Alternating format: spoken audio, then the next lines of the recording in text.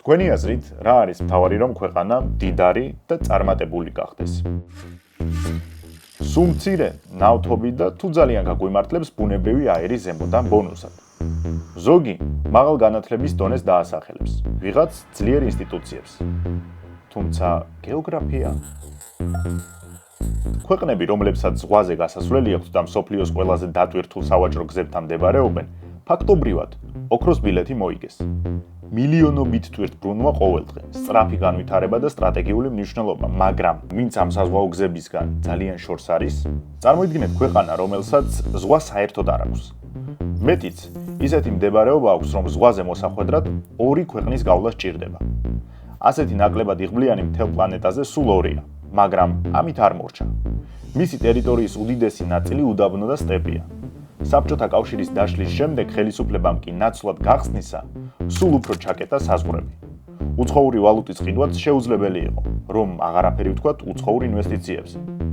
მილიონობით ადამიანი სამუშაო საძებნელად საზღვარგარეთ წავიდა. მსოფლიო მასზე თითქმის შეწყვიტა საუბარი. აი, რა შანსი აქვს ასეთ სახელმწიფოს წარმატების მიღწევისთვის? ალბათ არც ერთი. თითქოს გეოგრაფიულად, პოლიტიკურ, ეკონომიკურად განაჩენი აქვს გამოტანილი. საუბარია უზბეკეთზე, რომლის საერთაშორისო არენაზე დაბრუნების არც აღარავის სჯეროდა. ლოგიკურიც არის, იმიტომ რომ მას შემდეგ რაც ვაჭრობის მთავარი მამოძრავებელი ძალა გახდა გემთმავლობა, უზბეკეთი სამყაროში ყველაზე წამგებიან ადგილას აღმოჩნდა. შეხედეთ რუკას. იმისთვის რომ ქვეყნიდან გარე ზღვაში ან ოკეანეში მოხდეს ტვირთი, ყველაზე ახლო პორტი 2500 კილომეტრში, პაკისტანში მდებარეობს. გაითვალისწინეთ, რომ ნავთობის მარაგი დიდი არ არის. მოსახლეობის ზრდა კი გიჟურ ტემპში მიმდინარეობს. თითქმის ყოველწლიურად მილიონი ადამიანი იბადება.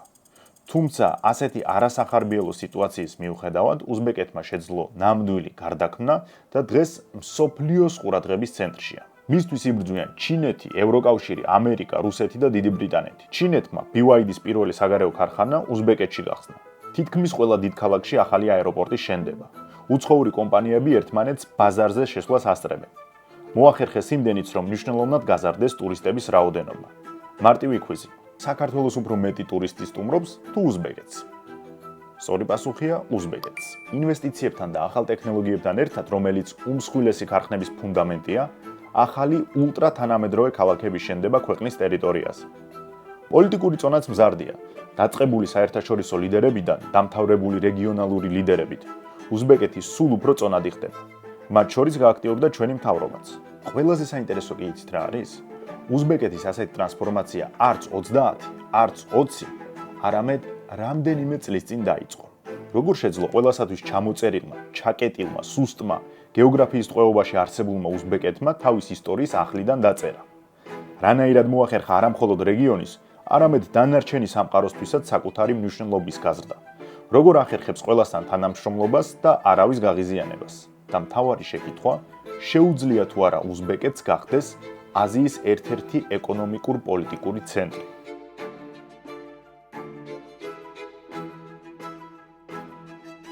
სანამ ვიდეოს გავაგრძელებთ, შეგახსენებთ, რომ ჩვენი არხის მხარდამჭერი არის კეტოგენჯის ერთ-ერთი საუკეთესო და გამორჩეული პროდუქტი Brain Optimizer-ის სახით. Brain Optimizer შეიცავს აბსოლუტურად ყველა იმ ვიტამინს და ნაერთს, რომელიც ჩვენს ტვინს ეხმარება ფოკუსირებაში, მოტივაციაში, აზროვნების სისწრაფეში, დიდი მასალის სწრაფად ათვისებაში და სტრესის დაძლევაში. ზოგადად, ჩემთვის ასია და ალბათ სხვა კრეატორებიც დამეთანხმებიან, სცენარის მომზადება არის ყველაზე რთული ეტაპი მთელი ვიდეოს შექმნაში, იმიტომ რომ ჯერ უნდა მოიძიო უზარმაზარი მასალა, შემდეგ რაც არიცი ის შეისწავლო, გადაამოწმო ფაქტები, გადაამოწმო კონტექსტი, შეადარო სხვადასხვა წყაროები და ასე შემდეგ. ამას სჭირდება კოლოსალური დრო, მით უმეტეს, როცა ასეთ ვრცელ ეპიზოდებზე ვმუშაობ. ამ ყველაფერში მე ძალიან მეხმარება Brain Optimizer-ი. ამიტომ 100%-ით უწევ რეკომენდაციას. შესაძენად შეგიძლიათ მიბრძანდეთ ვაჟა-ფშაველას 12-ში ან გამოიწეროთ საიტიდან. ვიდეოებში ჩვენ ხშირად ვსაუბრობთ იმის შესახებ, რომ ევროპულმა სახელმწიფოებმა აფრიკის ქვეყნები კი არ შექმნეს, არამედ უბრალოდ დახაზეს. და მართლაც, შეხედეთ ამ საზღვრებს. ისეთი იდეალურად სწორი ხაზებია, რომ ზოგჯერ მგონია, რომელიღაც ლორდის ოჯახში ისევ ის მშობლებისთვის კარგად ნაცნობი შეჯიბრი გაიმართა, ნახოთ ვისი შვილი უფრო ნიჭიერია. პატარა ჯორჯმა აიღო აფრიკის რუგა, მოიმარჯვა სახაზავი და ფანქარი და უბრალოდ ხაზები გაავლო. სიამაყით თვალზე ცრემ მომდგარმა მამამ ეს ნახაზი არა მაცივრის კი არა და ფაიფურის ჩაის ჭიქების კარადაზე კი არ გააკრა, არამედ პირდაპირ მსოფლიო რუკაზე გადაიტანა. ხო და ნახეთ, საბჭოთა კავშირსაც აქვს თავის მინი აფრიკა და ეს ცენტრალური აზიის რესპუბლიკებია. დააკვირდით, იგივენაირად მართი კუთხეებით დახაზული საზღვრები, ერთმანეთის ტერიტორიაში მკვეთრი შეჭრები და გაყოფის ბუნდოვანი ლოგიკა. სხვათა შორის დამოუკიდებელი უზბეკეთის ისტორია 1991 წელს კი არ იწყება, მეტიც არც 1924 წელს. მისი ისტორიული ფესვები ბევრად უფრო ღრმაა. იმ დროიდან, როდესაც სამარყანდი და ბუხარა აბრეშუმის გზის უმნიშვნელოვანესი ქალაქები იყვნენ. აქ არის ერთი საინტერესო დეტალი. უზბეკეთი იმ საზღვრებით, რომელსაც დღეს ჩვენ რუკაზე ვხედავთ, დიდწილად საბჭოთა კავშირის პერიოდში ჩამოყალიბდა. აი ეს არის ერთ-ერთი დიდი სხვაობა ჩვენსა და უზბეკეთს შორის. მიუხედავად იმისა, რომ ორივეს მდიდარი ისტორია გვაქვს, ჩვენ საუკუნეების განმავლობაში ერთიანი სახელმწიფო გვქონდა. თანამედროვე უზბეკეთის ტერიტორია კი სხვადასხვა სახანოსა და სამთავროსგან შედგებოდა და ერთ რესპუბლიკად მხოლოდ მე-20 საუკუნეში საბჭოთა ეროვნული ტერიტორიული დელიმიტაციის შედეგად გაერთიანდა. ახლა ერთი საინტერესო მომენტი. თქვენი აზრით უზბეკეთს საბჭოთა კავშირის ეკონომიკაში რა როლი ჰქონდა? ძირითადად აგრარული რესპუბლიკა იყო და დანარჩენ 14 ქვეყანას ბამბით ამარაგებდა. კი, უზბეკეთი ერთგვარი სამხრეთ კოლონია იყო. წარმოიდგინეთ, საბჭოთა კავშირის ბამბის დაახლოებით 60-70%-ს მხოლოდ ერთი უზბეკეთი აწარმოებდა. შეიძლება მაყურებელმა მით უმეტეს იმან, ვინც შაქარზე ეპიზოდი ნახა, აქ იფიქროს, რომ თუ ქვეყანა ერთი დიდი ბამბის პლანტაცია იყო, მაშინ უმდიდრესიც იქნებოდა. და თან შეიძლება გულის სიღრმეში გაიფიქროს, ვახ რა მიხვედრილი ვარო. და ზუსტად აქ შეცდება. ნახეთ, საბჭოთა კავშირის ეკონომიკა იყო გეგმარებითი.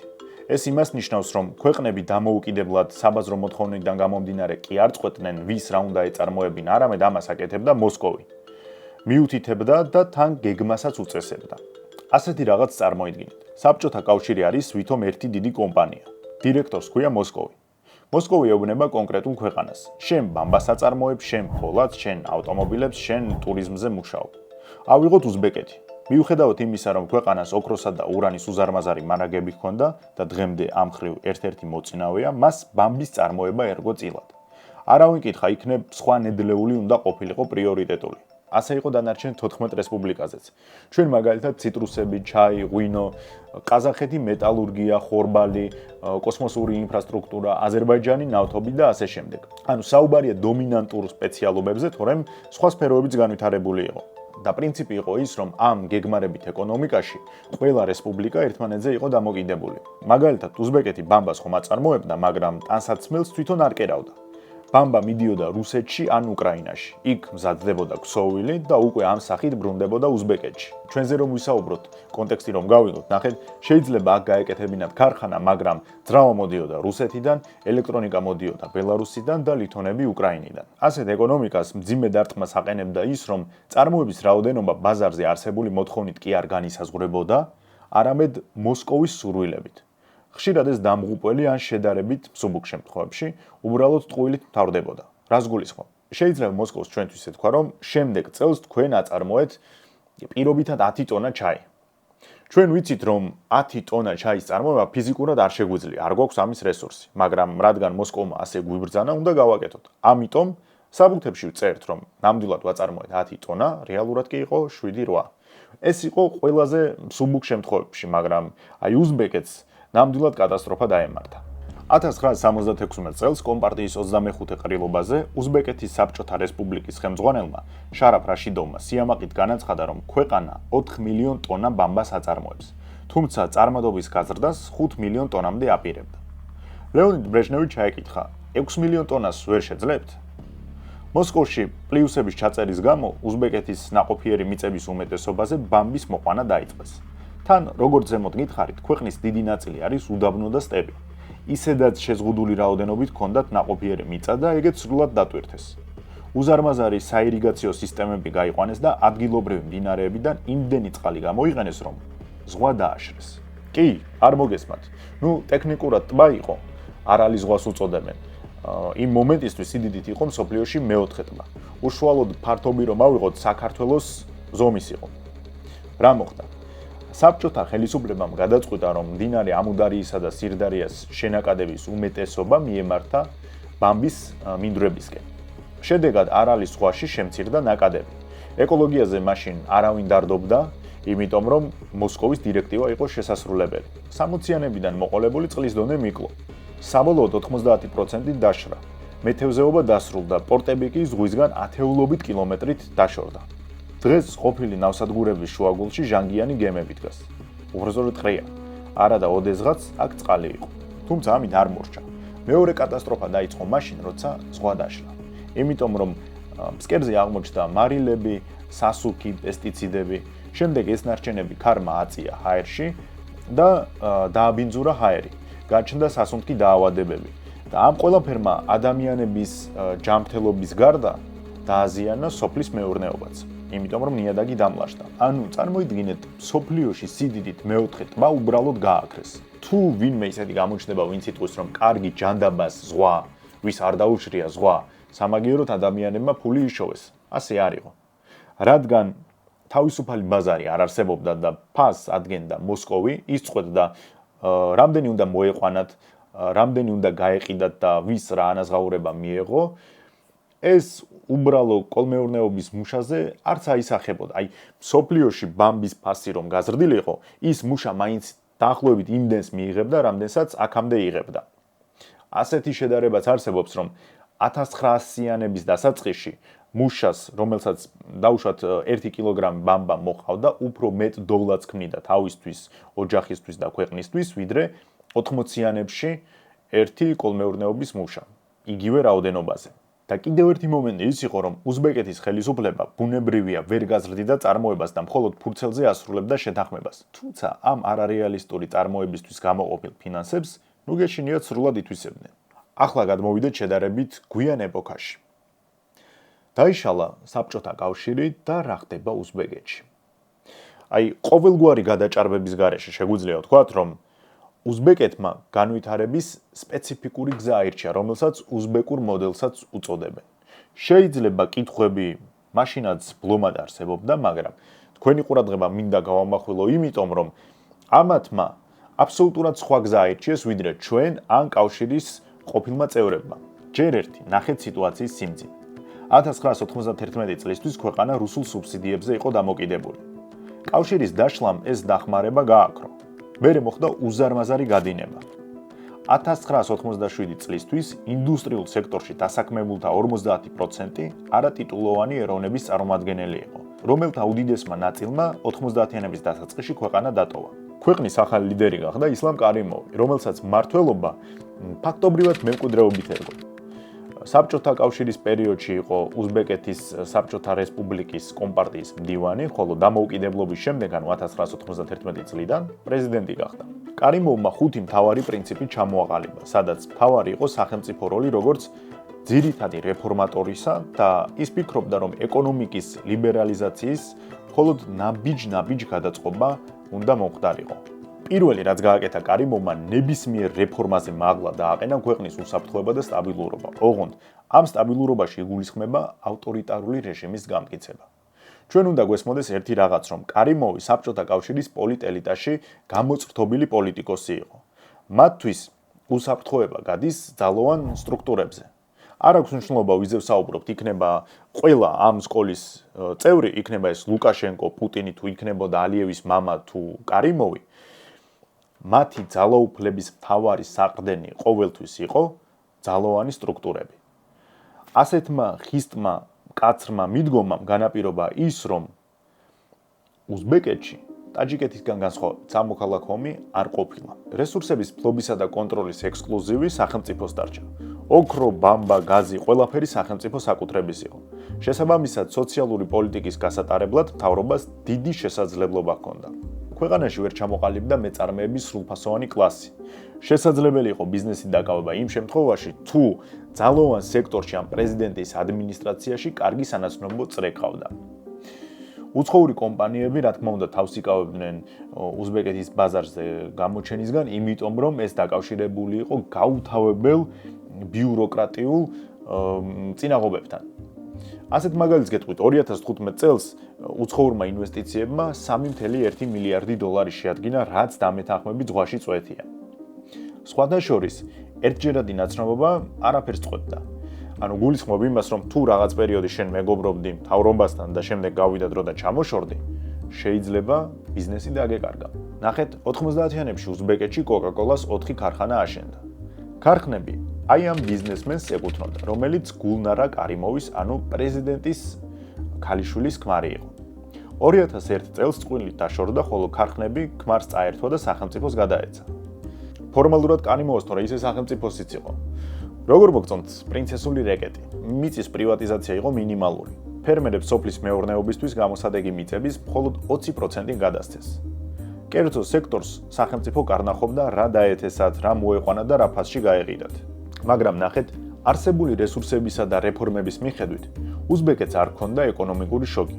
90-იან 95 წლებში, როდესაც დსთ-ს ქვეყნების ეკონომიკა საშუალოდ 37%-ით შემცირდა, უზბეკეთის მშპ-ს კლებამ მხოლოდ 19% შეადგინა. ყველაზე მთავარი, უზბეკეთმა საბჭოთა კავშირის პერიოდის მთლიანი შიდა პროდუქტის მაჩვენებელს 2005 წელს გადააჭარბა. მაშინ, როცა მაგალითად რუსეთმა ეს 2007 წელს შეძლო. ქონდა თუ არა ამას უარყოფითი მხარეები. კი, რამდენიც გინდათ. მაგალითად, უზბეკეთი ერთ-ერთ ყველაზე ჩაკეტილ სახელმწიფოდ იქცა, სადაც 2016 წლამდე არ არსებობდა ვალუტის თავისუფალი გაცვლა და მოქმედებდა გამსვლელი ვიზების საბჭოთა სისტემა. 90-იანებში მოპოვებული ლიდერობა კი მოგვიანებით ყაზახეთმა გადაიტაცა, რომელმაც ეკონომიკური განვითარების უფრო ღია მოდელი აერჩია და უზბეკეთს ერთსულ მოსახლეზე მთლიანი შიდა პროდუქტის მაჩვენებლით 4-ჯერ გადაუსწრო. ანუ გამოდის, რომ ასეთი ხისტი რეფორმები და ეკონომიკის ღია მოდელზე უარის თქმა მხოლოდ თავდაპირველ ეტაპზე იყო შედარებით წარმატებული. და იქ, სადაც კერძო ბიზნესი ვერ ვითარდება და სახელმწიფო სიმდიდრე ვიწრო ელიტის ხელში არის მოქცეული, ყოველთვის მწიფდება კორუფცია და კლანური დაპირისპირებები. რამდენად? იმდენად, რომ კარიმოვსა და მის ქალიშვილს გულნარა კარიმოვას შორის კონფლიქტი მოხდა, რაც შვილის შიდა პატიმრობით დასრულდა. გულნარა კარიმოვა ერთ დროს ცენტრალური აზიის ყველაზე მდიდარი ქალი იყო და როგორც ექსპერტები ვარაუდობენ, სამეფო კარზე ტახტის ერთ-ერთ მემკვიდრედ განიხილებოდა. ასე საჯაროდ არავინ იტყვის უკავშირდებოდა თუ არა ეს ამბები უზბეკეთის სამეფო კარის ტახტის მემკვიდრის თამაშებს, მაგრამ ფაქტი არის ის, რომ ქვეყნის ეროვნული უსაფრთხოების ხელმძღვანელი რუსტამ ინოიატოვი დაუპირისპირდა პრინცესას და მეფემ ამ დაპირისპირებაში ვეზირის მხარი აირჩია. გოგონას ედავებოდნენ იმას, რომ საერთაშორისო სატელეკომუნიკაციო კომპანიებისგან ჯამში 1 მილიარდი დოლარის ქრთამი აიღო, რომ მათ უზბეკურ ბაზარზე შესვლის უფლება მიეღოთ. არ მოგესმათ, მხოლოდ ქრთამით აიღო 1 მილიარდი. ძალოვნების ელიტა თვლიდა, რომ გულნარას სკანდალი საერთაშორისო დონეზე შესაძლოა იმხელა ყოფილიყო, რომ კონტროლიდან გამოსულიყო და მთლიანი რეჟიმისთვის წყალი შეეყენებინა.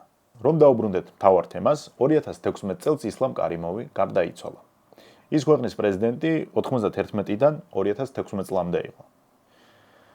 ახალი პრეზიდენტი გახდა მაშინდელი პრემიერი შავკატ მირზიოევი.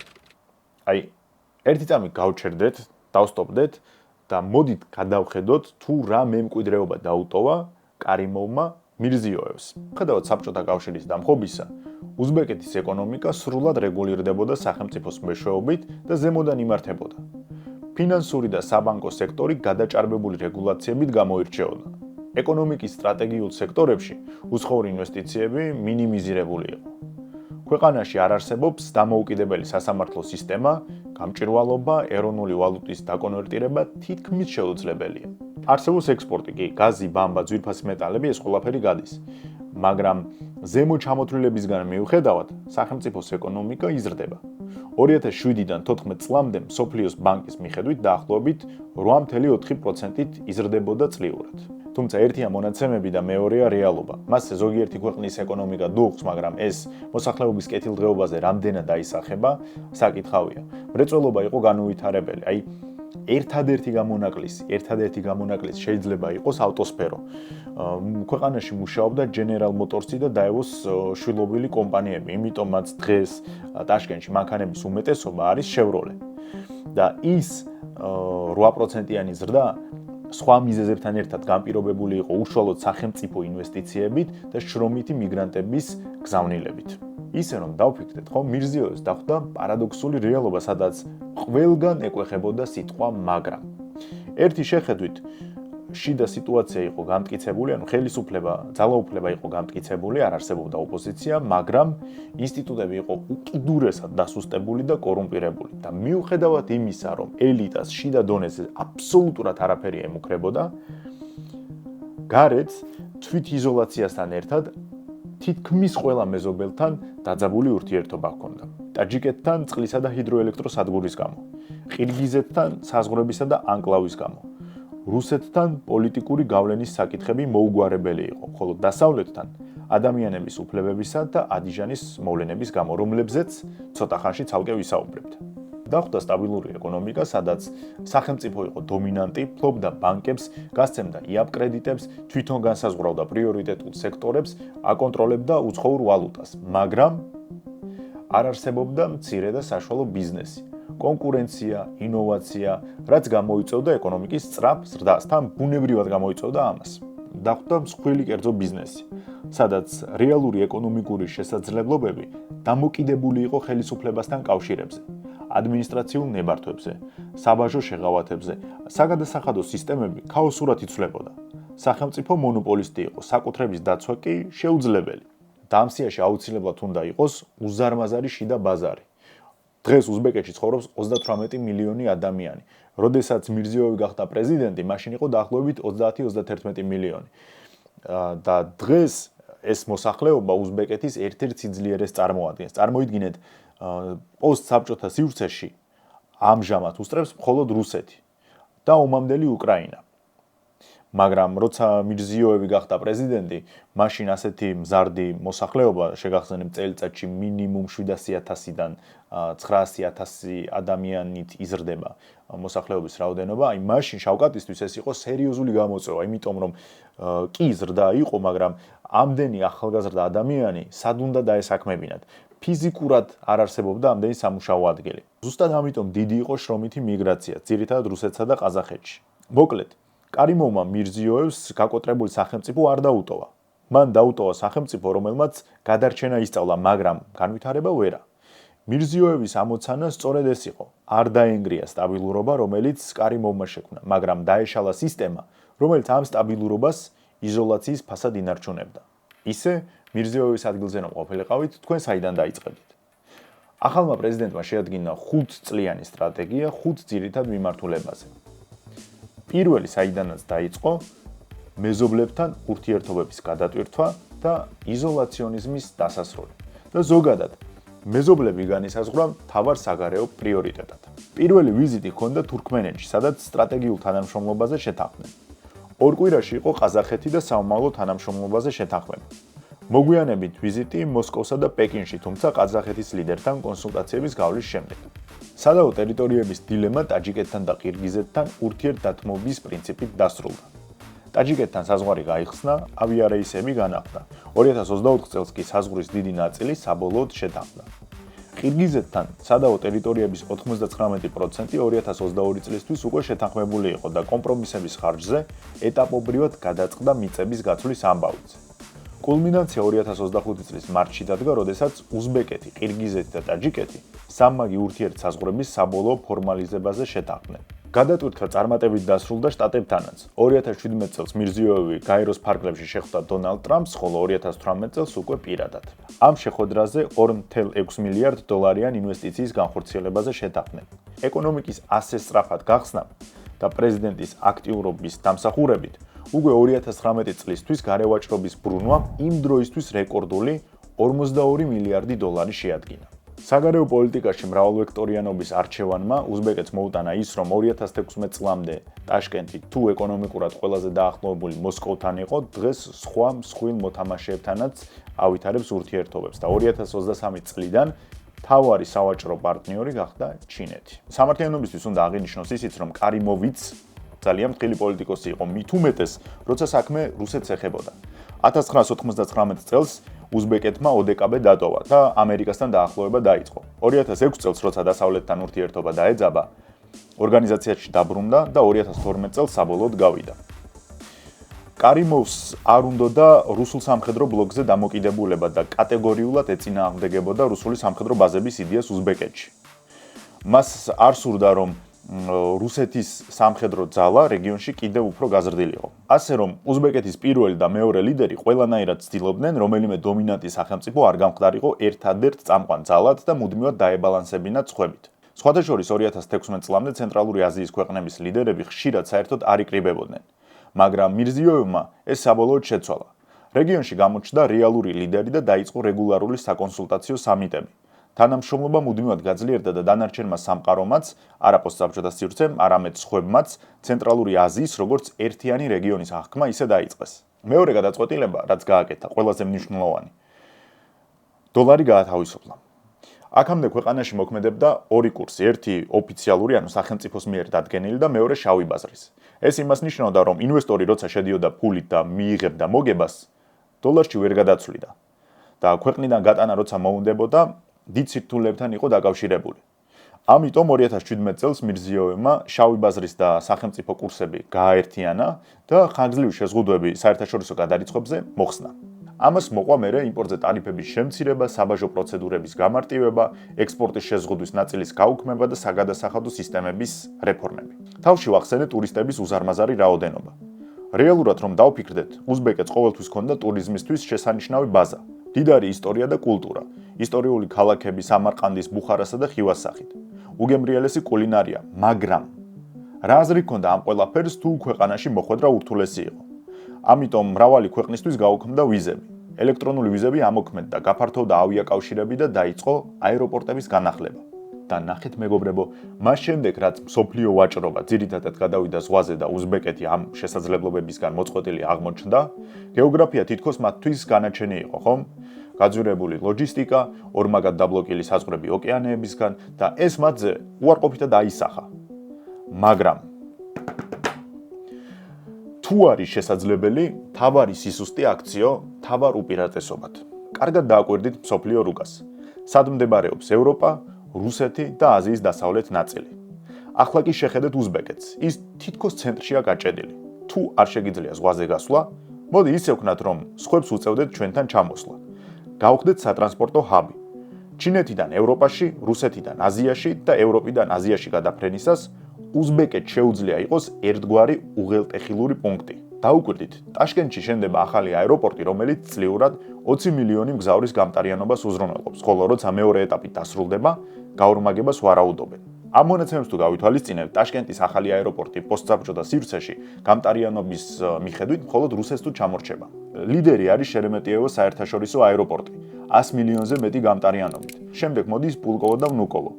ტაშკენტის ახალი აეროპორტის პირველი ეტაპის დასრულების შემდეგ ის მხოლოდ ამ აეროპორტებს ჩამორჩება, ხოლო მეორე ეტაპის შემდეგ მხოლოდ შერემეტიევოს. შედარებისთვის თბილისის საერთაშორისო 5 მილიონის, ხოლო ბაქოს ჰეიდარ ალიევის აეროპორტს 10 მილიონი მგზავრის წლიური გამტარიანობა აქვს. მართლა მაგარია, ხო ასეთი ამბიციური პროექტები.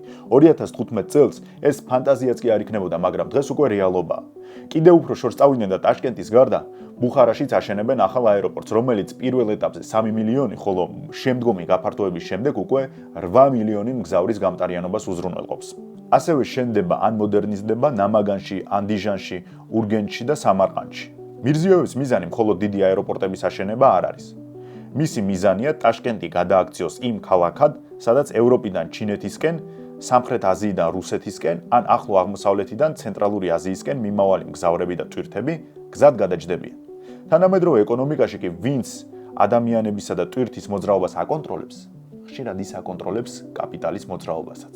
ახლა ნახეთ, კიდევ ერთი ძლიერი მხარე, რომელიც აუთვისებელი იყო. მოსახლეობის ჭარბი რაოდენობა. თან რა არის იცით, რომ უზბეკეთის მოსახლეობის საშუალო ასაკი არის 29 წელი, ანუ რეალურად საკმაოდ ახალგაზრდა ერია. მირზიოევი და მისი გუნდი ფიქრობდნენ, რომ ჩვენ ქვეყანაში რამდენი ქარხანა და ფაბრიკაც არ უნდა გავხსნათ, ყველა ახალგაზრდას იქ ფიზიკურად ვერ დავასაქმებთ. თან იმ პერიოდში, როცა საზღვრები გავხსენით, უნდა მივყვეთ თანამედროვე ტენდენციებსაც. ამიტომ დაიწყო პროგრამირების სწავლება, ინგლისური ბუთკემპები, ონლაინ სწავლების წახალისება და ასე შემდეგ. შექმნა IT პარკ უზბეკისტანი, მთელი ეკოსისტემა, სადაც კომპანიებს თავაზობენ 0%-იან კორპორაციულ გადასახადს, 0%-იან ქონების, მიწის, დივიდენდების გადასახადს.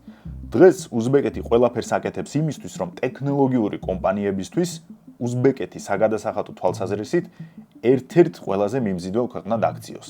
ამავე პროგრამების ფარგლებში მთავრობა ცდილობს, რომ ევროპულმა და ამერიკულმა კომპანიებმა უზბეკეთში დაიქირავონ პროგრამისტები და შესაბამის წახალისებებსაც აკეთებს. ერთ დროს ყველაზე ჩაკეტილი ქვეყანა დღეს მაქსიმალურად ციფრულდება. ონლაინ სახელმწიფო სერვისები, ელექტრონული დოკუმენტები, ელექტრონული გადასახადები, ბიზნეს ონლაინ რეგისტრაციები და ასე შემდეგ. და რაც მთავარია, ცდილობენ აითვისონ ტექნოლოგიები და არა უბრალოდ პროგრამისტების საამქრო ჰქონდეთ. კი, ვერავინ იტყვის, რომ პრობლემები არ არის. რა თქმა უნდა, რომ პრობლემები იქნება. ყველაზე მარტივი, პროგრამისტების დეფიციტი. ინგლისურის არასაკმარისი დონე რჩება კვლავ დიდ გამოწვევად.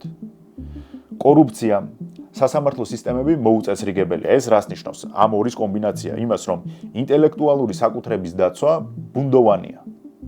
ანუ უზბეკეთი ჯერ არ არის ტექნოლოგიური გიგანტი, მაგრამ მთავრობა ყველაფერს აკეთებს, რომ გახდეს. და მთავარი შეკითხვა: შევიდნენ თუ არა უცხოური მსხვილი კომპანიები უზბეკეთში? ნახეთ, ეს BYD-ია. ალბათ თბილისის ქუჩებშიც უამრავი ხვდებათ. BYD აქტიურად იპყრობს მსოფლიოს, მაგრამ იცით პირველი საზღვარგარეთის ერთობლივი საწარმო სად გახსნა? უზბეკეთში. ამჟამად წელიწადში 50,000 მანქანას აწარმოებენ. BYD-ის გარდა აქ წარმოდგენილი არიან Chery, არაბული კომპანია Mazda-ი, რომელიც უზბეკეთში მზისა და ქარის ელექტროსადგურებს ავითარებს, Aqua Power-ი, ელექტროენერგიის, ქარის, მზისა და ენერგიის შენახვის სექტორს აძლიერებს, ამერიკული Air Products-ი მილიარდიანი შეთანხმებით შევიდა და სამრეწველო გაზებსა და გაზის გადამუშავების სფეროშია. სწრაფი ეკონომიკური სიძლიერით, ინვესტორების შესვლით, ქვეყნის დიჯიტალიზაციით, გათანამედროვებით და მოსახლეობის უწყვეტი ზრდით კიდევ ერთი ამბიციური პროექტი. ახალი ტაშკენტი შენდება. რამდენიმე ახალი შენობა კი არ არის, არამედ ეს არის მოსახლეობის ზრდაზე პასუხი. ჩვენ საკუთარ დედაქალაქზე ვგრძნობთ, რა ხდება, როდესაც მოსახლეობა მატულობს. ავტოსატრანსპორტო საშუალებები იზრდება და ქალაქის ძველებური ინფრასტრუქტურა ვეღარ პასუხობს არსებულ მოცულობას. შესაბამისად, ვიღებთ უსასრულო საცობებს, ცალკეულ უბნებსა თუ კვანძებზე გაუთავებელ დატვირთვას. მირზიოევმა ნაცვლად იღბლიანი ბორბლის თამაშისა, სად რომელი ხიდი და გზა გახსნას, რომ მოსახლეობის მატებისთვის შეამზადოს ქალაქი, გადაწყვიტა, რომ ტაშკენტი გააფართოვოს და საერთოდ ახალი ქალაქი ააშენოს. ამით ტაშკენტზე შეამცირებს დატვირთვას, იმიტომ რომ ახალი ბიზნეს და ადმინისტრაციული ცენტრები ახალ ტაშკენტში გადავა და ეს იქნება ასევე სახელმწიფოს ამბიციურობის სიმბოლო. მაყურებელს გაუჩნდება შეკითხვა: მართლა ყველაფერი ასე იდეალურად არის უზბეკეთში? რა თქმა უნდა, არა. უზბეკეთს ჯერ კიდევ მილიონი პრობლემა და გამოწვევა აქვს. მათ შორის როგორც პოლიტიკური, ისე ეკონომიკური და ბუნებრივიც. მაგალითად, ქვეყანაში წყლის რესურსები შეზღუდულია. მოსახლეობა და ეკონომიკა მზარდი. წყალი არა მხოლოდ ფიზიკური სახით არის ცოტა, არამედ ზოგიერთ დასახლებულ პუნქტში პერიოდულად მიწოდება ფერხდება.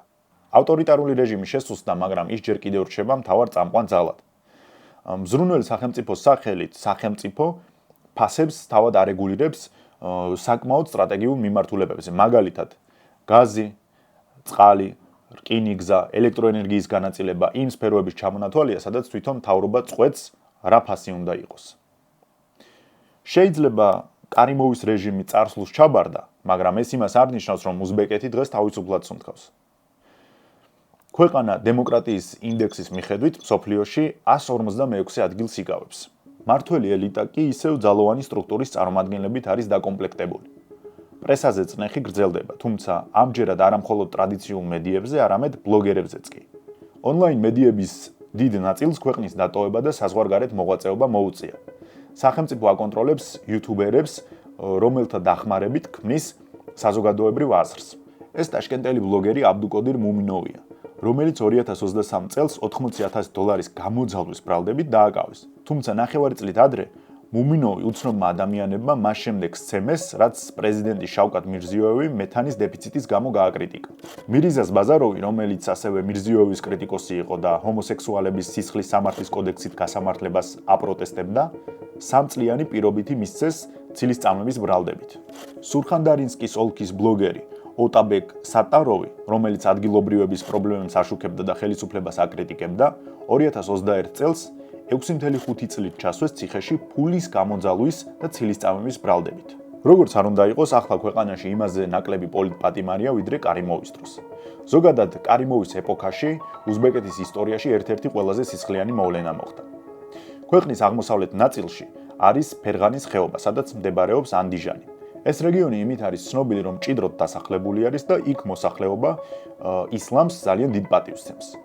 2005 წელს 23 ბიზნესმენი სასამართლო გაიმართა, მაშინ ამ ბიზნესმენებს სახელმწიფო რელიგიურ ექსტრემიზმში ადანაშაულებდა. 2000-იანები მოგეხსენებათ მარტივი არ იყო უზბეკეთისთვის, მით უმეტეს რიგითი მოქალაქისთვის, ეს ბიზნესმენები კი ფლობდნენ ქარხნებს, სამკერვალო საწარმოებს, ფერმებს და სავაჭრო კომპანიებს. ადგილობრივები ყავდათ დასაქმებული და ბევრად უკეთეს ხელფასებს იხდიდნენ, ვიდრე სახელმწიფო. ასევე ეწეოდნენ ქველმოქმედებას და ღარიბ ოჯახებს ეხმარებოდნენ.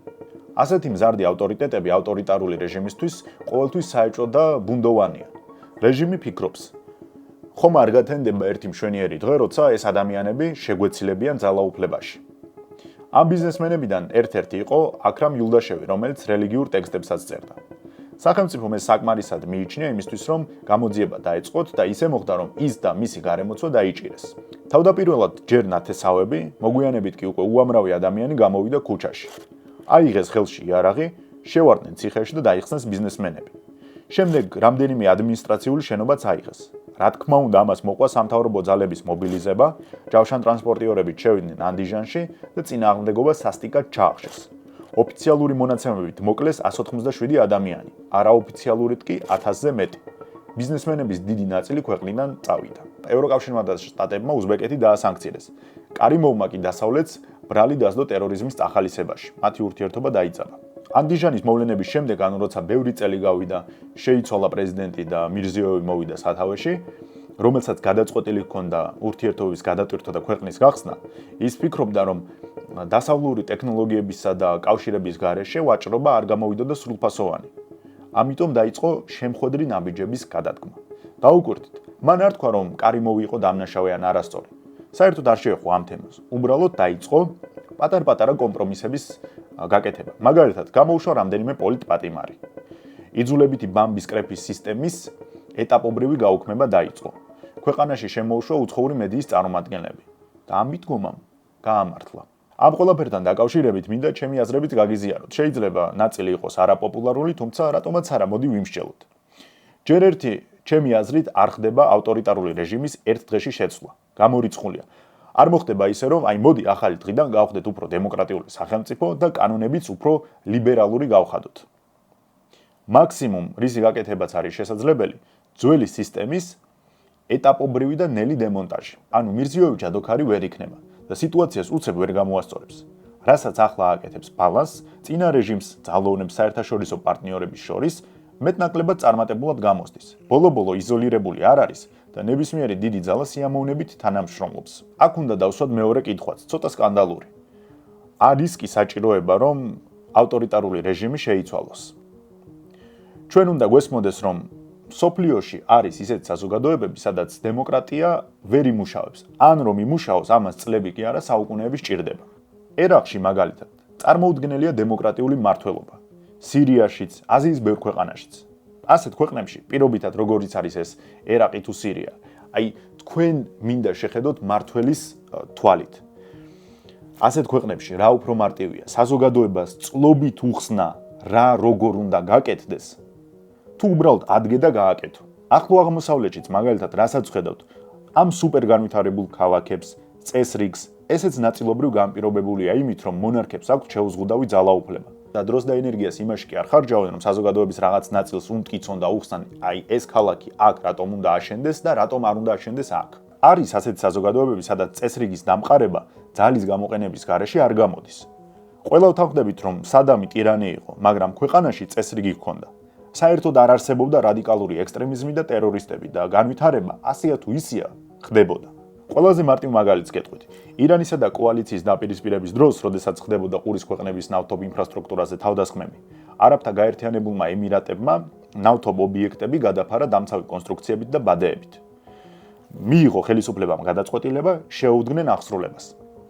დემოკრატიულ სახელმწიფოებში მსგავსი რომ გაეკეთებინათ, ამას დასჭირდებოდა დიდი დრო. იმიტომ რომ იქ ოპოზიციას უნდა აუხსნა რატომ აკეთებ, რელიგიურ და სექსუალურ უმცირესობებს უნდა ჩააბარო ანგარიშები, რატომ და რისთვის აკეთებ. მე თვითონ ნავთობ კომპანიას უნდა ჩაუტარო პრეზენტაცია და უხსნა, რომ აი ამ მასალებით ვაკეთებ, აი ამისგან დაგიცავს კონკრეტულად და ასე შემდეგ.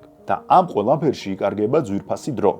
არასწორად არ გამიგოთ, იმას კი არ ვამბობ, რომ ავტოკრატია კარგია ან ადამიანებს არ უნდა კითხო აზრი. უბრალოდ არიან საზოგადოებები, სადაც მმართველობის სხვა ფორმა უფრო ხელისშემშლელია და ამის არაერთი ისტორიული მაგალითი გვაქვს. ავტოკრატიის მთავარი უპირატესობა ის კი არ არის, რომ უკეთეს გადაწყვეტილებებს იღებს. არა, რა თქმა უნდა.